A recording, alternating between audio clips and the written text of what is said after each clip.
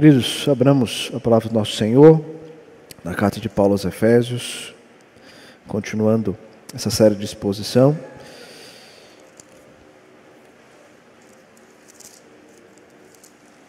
Efésios capítulo 4. Efésios capítulo 4, faremos a leitura dos 6 primeiros versículos.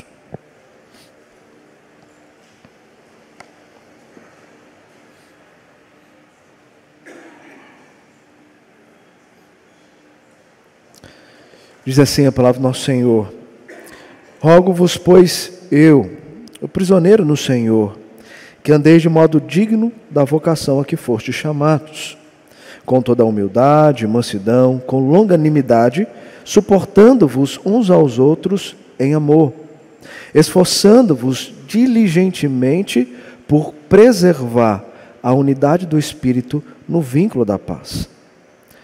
Há somente um corpo e um Espírito, como também fostes chamados numa só esperança da vossa vocação. Há um só Senhor, uma só fé, um só batismo, um só Deus e Pai de todos, o qual é sobre todos, age por meio de todos e está em todos. Oremos. Pai querido, vamos ler a Tua palavra. Necessitamos da iluminação do Teu Santo Espírito, aplicando essas verdades em nosso coração e usando o Teu servo para transmitir os ensinamentos dessa porção da Tua palavra. Essa é a nossa oração em nome de Jesus. Amém. Nossas crianças, pedi para vocês para desenharem aí no papel de vocês os seus amigos. Desenhem os seus amigos. Você tem amigos, não é? Desenhe todos os amigos que você tem. Se você tem muito, faz pequenininhos desenhos e vai preenchendo a folha. Mas se você vai fazer esse desenho com seus amigos de mão dadas, tá bom? As mãos dadas aos seus amigos, você vai fazer esse desenho. Depois a gente vai conversar um pouquinho sobre isso, tá bom? Queridos, nós estamos continuando então essa série de exposições na carta de Paulo aos Efésios, uma carta que traz coisas tão preciosas ao nosso coração, assim como toda a porção da palavra de Deus. Mas aqui de forma específica, nós estamos percebendo como a igreja de Cristo, ela precisa se comportar. Entendendo primeiro quem ela é, como ela se originou e como ela deve agora viver neste mundo caído, tendo uma esperança vindoura. Paulo vem traçando isso para nós. E hoje nós vamos fazer uma transição na carta. Se você olhar do capítulo 1 até o capítulo 3, nós temos aqui diversas orientações para que a igreja de Éfeso pudesse entender quem Deus é. Qual é a obra do Deus Pai, do Deus Filho, do Deus Espírito Santo na vida dos seus. E como Paulo, entendendo os mistérios desse Cristo, morto e ressurreto, ele pôde, então, receber o Evangelho e instruir os seus através desse Evangelho. O primeiro capítulo nos conta a obra do Deus Pai, do Deus Filho, do Deus Espírito Santo em nossa salvação. Como se deu? O Pai escolheu, o Filho veio, se encarnou, assumiu a forma de servo, para que pudesse pagar pelos nossos pecados, na morte de cruz, ressuscitou, venceu a morte, para dar vida a esses escolhidos do Pai. E o Espírito Santo, ele veio habitar naqueles que agora passam a fazer parte da família da fé. O Espírito Santo entra, toca, há uma chamada interna na vida desse que entende agora a mensagem do Evangelho e diz: é com o Senhor que eu quero andar. Na sequência, Paulo vai orar pelos irmãos para que, diante do entendimento dessa obra salvífica, essa obra trinitária, eles pudessem também terem o coração iluminado para saberes a esperança desse chamado de Deus para viver com ele. Mas ele dá mais orientações. E no capítulo 2, ele traça a realidade dessa obra, mostrando quem nós éramos sem Cristo para aquilo que somos em Cristo. No versículo 1 diz: Ele vos deu vida, estando vós mortos nos vossos delitos e pecados. Sem Cristo nós estávamos condenados à morte eterna. Mas Cristo veio e nos resgatou, nos pincelou deste mundo, conforme Deus planejou na eternidade, para que pudéssemos não ser mais condenados pelo nosso pecado, mas sim sermos agora filhos de Deus. Essa obra que então Paulo está traçando é para que a igreja pudesse compreender que, sabendo agora quem são, eles precisavam assumir compromissos diante do Senhor. Mas antes disso ele destaca que os judeus, eles não estavam sozinhos na salvação dada por Cristo Jesus. Os gentios também faziam parte dessa obra. Nós, como gentios, nós podemos adorar, conhecer e viver para o Senhor, porque esse evangelho também chegou até nós. Então Paulo precisava tirar do conceito que os judeus tinham de acharem que somente eles poderiam ter a salvação. Paulo diz: não, o evangelho é para todos aqueles que creem no nome do Filho de Deus. E ele passa a destacar como então judeus e gentios podem se unirem em uma só família, como dois povos totalmente diferentes, como dois povos com culturas totalmente diferentes, podem se unir para um só propósito. E ele revela isso. E na sequência então ele termina essa fase de doutrinação da igreja, orando para que eles pudessem de fato ter Cristo no coração e pela fé, arraigados, alicerçados no amor, pudessem compreender com todos os santos qual é a largura, o comprimento, a altura e a profundidade, e conhecer o amor de Cristo que excede todo entendimento, para que sejais tomados de toda a plenitude de Deus. Certos disso, agora é hora da gente entender de forma prática como glorificar a Deus, como de fato honrar o nome daquele que nos chamou das trevas para a luz, como desfrutar desse novo nascimento que temos no Senhor Jesus. O que é um novo nascimento? O novo nascimento, queridos, é justamente o ato da concepção da vida.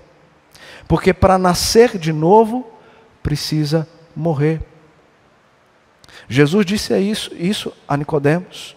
E Nicodemos, inclusive, ficou perdido diante dessas afirmações de Jesus, quando Jesus diz: para você nascer de novo, Nicodemos, você precisa morrer. Só há vida quando há morte. Porque a vida é concebida naquele que estava morto, mas no poder de Cristo reviveu para um novo propósito. Isso é o novo nascimento. É isso que nós recebemos em Cristo Jesus. E Paulo então vai destacar que esse novo nascimento, ele só foi possível porque há um fundamento. Há um fundamento para que agora nós, em Cristo, pudéssemos glorificar o nome dele. Que fundamento é esse? Ele vai falar sobre a unidade. Uma unidade que temos em Cristo. Mas viver essa unidade em Cristo requer de nós virtudes na nossa caminhada de fé. Veremos isso então nesses versos de 1 a 6. Vivamos a unidade da fé. Em primeiro lugar, ressaltando as virtudes espirituais. Vejam comigo os versos de 1 a 3. Rogo-vos, pois, eu, o prisioneiro no Senhor, que andeis de modo digno da vocação a que foste chamados, com, presta atenção, toda a humildade, mansidão longanimidade, suportando-vos uns aos outros em amor. Além disso, esforçando-vos diligentemente por preservar a unidade do Espírito no vínculo da paz. Devemos viver a unidade da fé, como Paulo destaca, tendo virtudes virtudes que foram dadas aos filhos de Deus na habitação do Espírito Santo. Então aqui Paulo já mostra para nós o porquê do nosso chamamento. Por que que eu e você fomos chamados para viver como filhos de Deus? Para que nós fomos transformados para uma nova e viva esperança. De fato, para vivermos uma unidade de espírito. Mas nessa unidade de espírito não cabe obras da carne, somente virtudes do Espírito. E veja que ele começa rogando aqui a igreja para viverem unidos com um propósito. Rogar aqui é um termo inclusive muito forte. E Paulo pode fazer isso porque a igreja conhecia a autoridade desse apóstolo. A igreja de Éfeso sabia quem era Paulo e o que ele viveu, e o que ele estava vivendo, e o que ele estava ensinando. Essa é uma das cartas que Paulo escreve quando ele está preso. E por isso que ele destaca aqui que ele está rogando como prisioneiro no Senhor, para mostrar para aquela igreja que a autenticidade do evangelho que ele pregou, que ele ensinou, e que agora ele está solicitando a essa igreja a vivenciar na sua intensidade, era o evangelho que o levou a pregar em toda e qualquer circunstância, inclusive sendo preso em nome desse evangelho. Diante disso, ele destaca que, reconhecendo quem Paulo é e o pedido que ele faz, agora então, eles deveriam viver de modo digno da vocação a que foste chamados. Que andeis de modo digno da vocação a que fostes chamados. Esse é o pedido do apóstolo Paulo. Andar, nós sabemos aqui, que aponta para o nosso comportamento. O comportamento, ele não é um comportamento que é gerado de qualquer forma em nós. É um comportamento que precede um entendimento. Se há um entendimento, eu passo a viver esse entendimento, me comportando mediante a compreensão que eu tenho dele. Então, sabendo de tudo isso que Deus fez em vocês, sabendo que o Espírito habita em vocês, o comportamento de vocês para com Deus e com o seu próximo deve ser um comportamento resultado desse entendimento. Logo, a humildade, a mansidão, a longanimidade, o suportar uns aos outros e viver isso em amor é resultado não de algo que você quer fazer, mas que você sabe que precisa fazer, porque agora você não faz parte de uma sociedade qualquer, você faz parte da família da fé. E o pai dessa família te chama a viver essas virtudes no Espírito. E isso aponta para a ideia do caráter moldado em nós.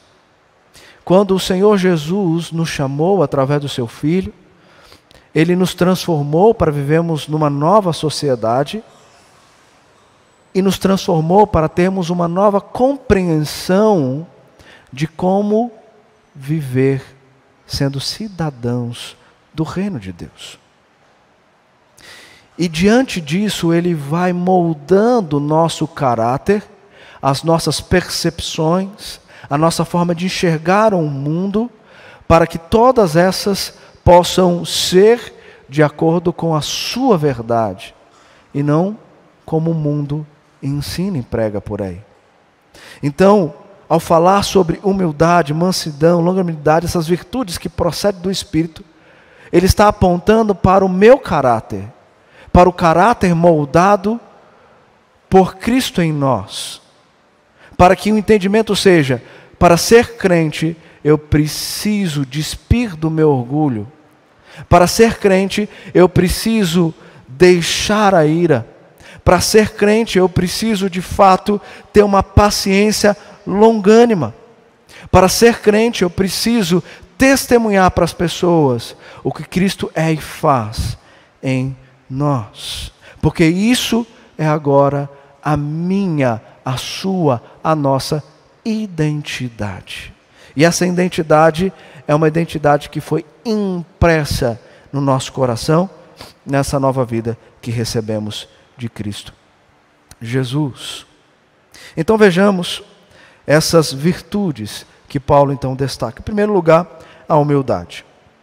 Humildade, queridos, era aqui, no contexto do mundo antigo, um termo usado para mostrar que isso era fraqueza. Ou seja, naquele tempo a humildade não era vista como uma virtude de alguém que era forte, mas era algo para destacar fraqueza. Então, os gregos nunca empregavam essa palavra num contexto de aprovação, muito menos de admiração. Eles usavam apenas para atitudes servil e subserviente. Quando a humildade passou a ser uma virtude? Nós lemos em Filipenses 2, quando Cristo revelou a humildade na sua própria pessoa. Filipenses capítulo 2 nos chama a atenção para que eu e você tenhamos o mesmo entendimento que houve também em Cristo Jesus. E que entendimento é esse? Esse Cristo Jesus, ele assumiu a forma humana. Ele deixou a sua glória para habitar entre nós, cheio de graça e de verdade. Ele assumiu a forma de servo para, em semelhança humana, passar pela morte e morte de cruz. E ser obediente a esse ato solicitado pelo Pai a Ele. E Jesus Cristo, então, é o exemplo de humildade. E hoje nós podemos entender a humildade não no mundo, mas na pessoa que veio ao mundo para salvar pecadores como eu e você. A humildade não é algo fácil de ser vivenciado, mas a humildade faz parte da nossa identidade. Se o crente quer ser um filho do Senhor e testemunhar da glória do Senhor, ele precisa se despir do seu orgulho para viver de forma humilde. E essa humildade em Cristo não mostra fraqueza, mas mostra força, porque Cristo precisou carregar sobre os ombros dele o meu e o seu pecado. Nós não conseguiríamos suportar a dor da cruz, mas ele suportou para que pudéssemos ter esse modelo, esse exemplo ideal de humildade. E a palavra usada por Paulo aqui é humildade da mente, ou seja, o reconhecimento que eu preciso ter das pessoas e o valor delas para mim, porque o valor delas não está impresso naquilo que elas fazem por mim, mas naquilo que Deus faz por elas, e que eu preciso fazer sendo um filho de Deus também na vida delas. Por isso que também, como lemos na liturgia, Paulo vai destacar em Filipenses que nós temos que enxergar os outros superiores a nós mesmos. E isso não é fraqueza, isso é de fato força, porque só quem reconhece os outros superiores a nós mesmos e se doa ao outro sem pensar em si, pode fazer Porque ele tem a força do Espírito Santo atuando na vida dele. O contraponto da humildade é o orgulho. E nós sabemos que o orgulho leva os nossos olhos a olhar para nós mesmos, a olhar para a nossa autossuficiência, não se importar com nada que não seja do nosso próprio interesse. Mas o que isso causa? Rompimento de relacionamentos. Destrói o fundamento que Cristo deixou para nós. Mas a humildade, queridos, é o selo da nossa unidade. Porque ela olha para o outro além de olhar para si mesmo. E você sabe disso. Você sabe disso, o quanto que viver a humildade tem mais valor do que viver o seu orgulho intrínseco em si mesmo. Afinal de contas, você consegue passar mais tempo com uma pessoa que exala humildade ou com uma pessoa que é orgulhosa em si mesma? Segunda virtude, mansidão. A mansidão, culturalmente falando, para alguns pode até soar como também um elemento de fraqueza. Mas assim como a humildade, ela não é. Na verdade, a mansidão é descrita aqui como a suavidade dos fortes. Aquele que usa força sobre controle.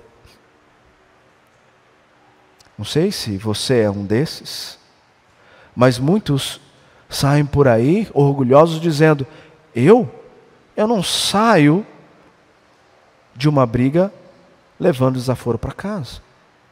Eu não saio de uma discussão levando desaforo para casa. Eu não mostro minha fraqueza para com o outro, me calando diante das injúrias que ele faz contra mim. Talvez os pais até ensinam os filhos: filho, se seu coleguinha te bateu, revida. Mostra força para que ele te dê respeito. Ele só vai te dar respeito se você fizer. Porque se você deixar ele te bater, ele vai fazer bullying com você constantemente.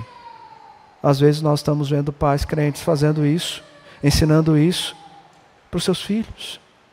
A mansidão, queridos, é resultado de que eu entendo que quem vai lutar por mim não sou eu mesmo, mas é Deus. Que a injustiça que ela é imposta a mim é uma injustiça que quem vai resolver é aquele que vai dar de uma vez por toda o desfecho final para ela, o meu Senhor e Salvador Jesus Cristo. Eu não posso entender que a ira é resultado de força, porque a ira vai culminar num desastre no seu coração, na sua alma, que vai te levar a situações extremas de dor.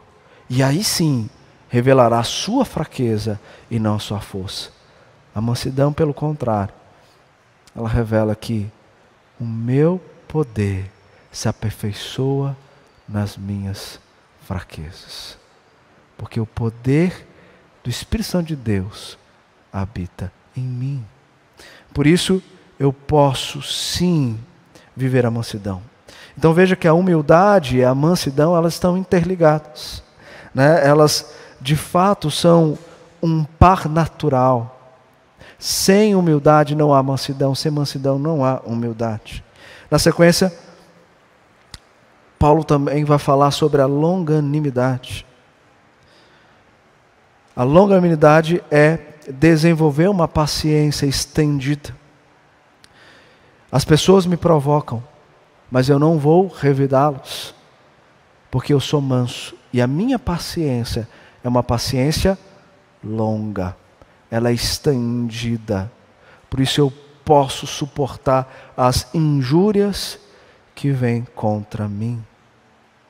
Então, a longanimidade é de fato conseguir viver de forma humilde e mansa diante do mundo que me persegue. diante de pessoas que impõem as suas injúrias contra mim. E eu faço isso não para a minha glória, porque eu sofro diante disso, mas eu faço porque eu estou glorificando o nome daquele que habita em mim. Além disso, o texto também fala sobre suportar uns aos outros. E suportar uns aos outros em amor. Fazer isso é exercer uma tolerância mútua entre irmãos. Paulo ainda vai destacar para nós, no capítulo 4, a necessidade de amarmos uns aos outros e perdoarmos mutuamente. Porque o perdão que nós damos ao outro é um perdão recebido por nós, quando Cristo nos perdoou dos nossos delitos e pecados. Então, a longanimidade e o suportar uns aos outros caminham juntos com a humildade, a mansidão. E tudo isso só é possível porque há amor em nós. Só é possível porque há amor em nós. Paulo vai destacar em Colossenses capítulo 3 que o amor é o vínculo que faz funcionar as engrenagens dessas virtudes. E é um amor que eu não produzo em mim mesmo. É um amor que foi doado por Deus a nós. Romanos 5,5 diz que esse amor é imputado em nós. Ele está em nós como um dom que o Espírito Santo de Deus, a partir da sua habitação, concedeu a mim e a vocês. Então eu posso desenvolver essas virtudes porque eu estou unido a Cristo Jesus. Ele diz isso no capítulo 3, esforçando-vos diligentemente por preservar a unidade do Espírito, a unidade do corpo de Cristo. Então só é possível eu fazer parte do corpo de Cristo se eu ressaltar em minha vida essas virtudes. E eu preciso me esforçar de forma diligente, com cuidado, com zelo, com dedicação, para que então essa unidade seja preservada e haja paz. E haja paz. Então, nós vemos no primeiro lugar aqui, em primeiro lugar, que viver a unidade da fé necessita ressaltar virtudes. Em segundo e último lugar, nós vamos perceber agora o fundamento para vivermos assim. Qual é o fundamento dessa unidade? Como ela se deu? Nós vamos ver então nos versos de 4 a 6. Leiam comigo. Há somente um corpo e um espírito, como também fostes chamados numa só esperança da vossa vocação.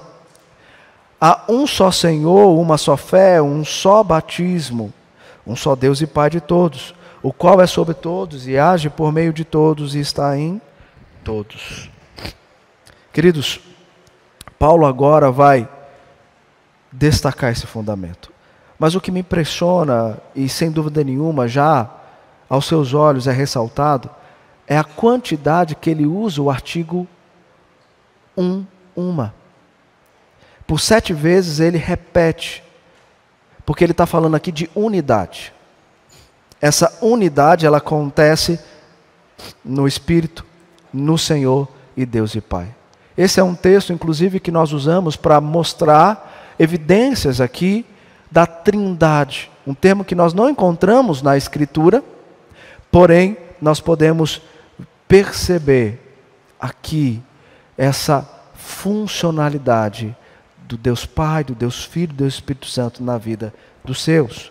Então, há um Espírito, há um só Senhor e há um só Deus e Pai. Esses versos também são usados para destacar uma relação que temos com eles. Veja essa relação.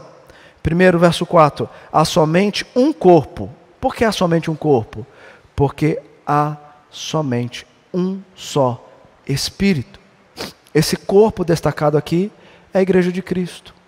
Toda a igreja de Cristo, redimida, lavada pelo sangue do Cordeiro, ela passa a fazer parte de um corpo. Não vários corpos, mas um corpo, em que o Espírito é parte nesse corpo. E cada crente, ele tem uma funcionalidade sendo membro deste corpo. Paulo descreveu que esse corpo é composto, então, tanto de crentes judeus como de gentios. E a união de culturas e diversidades opostas é possível nesse corpo porque o Espírito habita nele. Porque eu posso conviver com alguém totalmente diferente de mim? Porque eu posso me relacionar com uma pessoa que é de uma cultura oposta à minha? E aqui nós temos na igreja pessoas de diversas regiões. Porque nós podemos conviver. Por quê? Porque a nossa unidade é a mesma. O corpo que fazemos parte é o mesmo. E nós temos o mesmo Espírito habitando em nós. Paulo vai dizer em 1 Coríntios capítulo 12, como nós lemos, mas lá no versículo 13, pois em só Espírito todos nós fomos batizados em um corpo, quer judeus, quer gregos, quer escravos, quer livres. A verdadeira igreja de Cristo, ela é una. Essa é uma das marcas da igreja. A igreja, ela é una, composta de pessoas convertidas pelo Espírito Santo em diversas regiões. Os crentes que fazem parte dessa igreja de Cristo espalhada por esse mundo, eles são partes como membros invisíveis dessa igreja. Nós não sabemos os crentes que estão em outra região, mas eles também fazem parte do mesmo corpo e têm o mesmo Espírito. E juntos nós adoraremos o Pai na glória.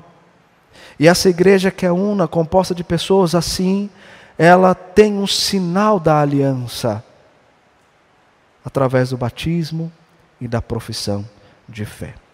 Mas não só isso. Paulo também diz, ainda no verso 4, que fomos chamados numa só esperança da nossa vocação. Então o nosso chamamento causa esperança. Perceba, o mundo busca esperança, porque o ser humano não vive sem esperança. O ser humano que está sem esperança, ele está num estágio complicado. Ele está sofrendo. Ninguém vive sem esperança. Quando ela se perde, problemas estão presentes. Mas o mundo busca esperança, circunstâncias. Nós buscamos esperança no Deus que dá esperança. E Paulo então destaca que essa esperança, ela vem do chamamento, da vocação em que foste chamados. Então essa esperança é uma esperança que aponta não para o presente, mas para o futuro. Para que eu possa viver no presente, tendo expectativa de que as dores, os sofrimentos desse tempo presente não serão comparados com a glória a ser revelada em nós. Essa esperança da consumação, essa esperança da vida eterna com o Pai. Por isso que também Pedro vai dizer na sua primeira carta, no capítulo 1, verso 3, que nós fomos regenerados para vivermos nessa viva esperança. Não fomos chamados, queridos, para viver no desespero. Mas diante do sofrimento da dor, nós fomos chamados para viver em esperança. A Escritura diz que nós não somos chamados para fazermos parte do corpo, para desmaiar em nossas almas, está lá em Hebreus capítulo 12, mas para caminharmos com uma grande família da fé, ajudando uns aos outros a olhar firmemente nessa corrida da fé para o autor e consumador da fé. E é isso que ele vai destacar, que nós temos uma só fé, um só batismo. Por quê? Porque também há um só Senhor. Quem é o objeto da fé? Quem é o objeto do batismo? Cristo. Ele é o autor e consumador desses elementos visíveis e invisíveis da nossa vida e da nossa relação com Deus e com o nosso próximo. Uma fé que não se compara à fé do mundo. O mundo tem fé, mas uma fé natural. Os crentes em Cristo Jesus têm uma fé sobrenatural, porque essa fé é dom de Deus. E por isso essa fé, ela tem um alvo. O alvo da fé é de fato olharmos todos os dias para o consumador dela. E fazer isso traz esperança nesta vida e na vida vindoura. Essa fé é evidência também de um sinal. Que sinal é esse? Do batismo. Paulo destaca aqui o batismo como um sinal da aliança. Então, no ato do batismo, em fé, nós entregamos os nossos filhos. Nós os entregamos para que possamos, de fato, compreender que também somos parte desse corpo. O batismo não salva, mas aponta para o sinal de uma aliança que já foi cravada no coração daqueles que confessam Cristo como suficiente Salvador de suas vidas. Há uma só fé, um só batismo, porque o objeto deles é o Senhor, que é único.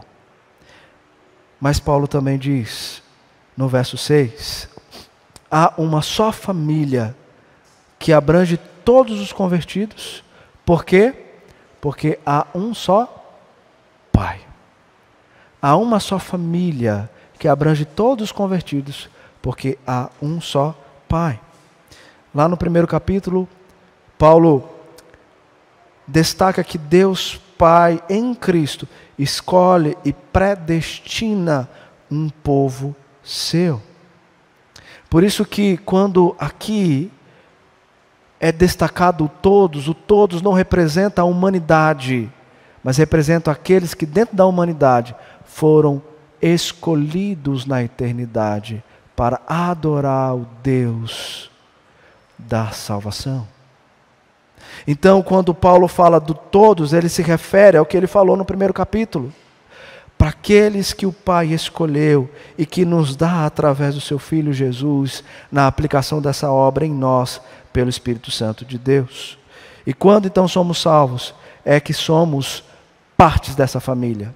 Quando ainda não vivemos com Cristo, nós somos considerados apenas filhos da ira e filhos da desobediência. Capítulo 2 aqui da carta aos Efésios. Mas, pela graça, sois salvos, mediante a fé, para que agora vocês não pudessem mais viver como filhos da ira e da desobediência, mas como filhos adotados pelo Pai. Então nós passamos a fazer parte de uma só família. Você foi adotado pelo Pai, através da obra do Filho na cruz e na habitação do Espírito Santo, para viver com pessoas das mais diferentes etnias, culturas, mas para vivermos juntos para o único Pai de todos nós e cumprir assim com os seus propósitos. Então, queridos, nós somos de Deus Pai, e só é possível existir vida, unidade, família cristã, porque há um único Deus, um único Filho e um único Espírito Santo. Por isso que nem todos que estão na igreja são parte do corpo de Cristo. E que nem todos os que estão na videiras são ramos frutíferos. Alguns serão cortados e lançados fora. Nem todos que dizem Senhor, Senhor, entrará no reino dos céus. Qual é a evidência de que de fato há um crente no meio de nós? Quando virtudes destacadas aqui, elas estão em evidência. Então, mais do que nunca, queridos, essa realidade precisa ser buscada de virtudes como humildade, mansidão, longanimidade, o suportar uns aos outros, porque nós temos um amor impresso em nós e uma identidade nova, quando fazemos parte desse novo nascimento, dessa nova família em Cristo Jesus.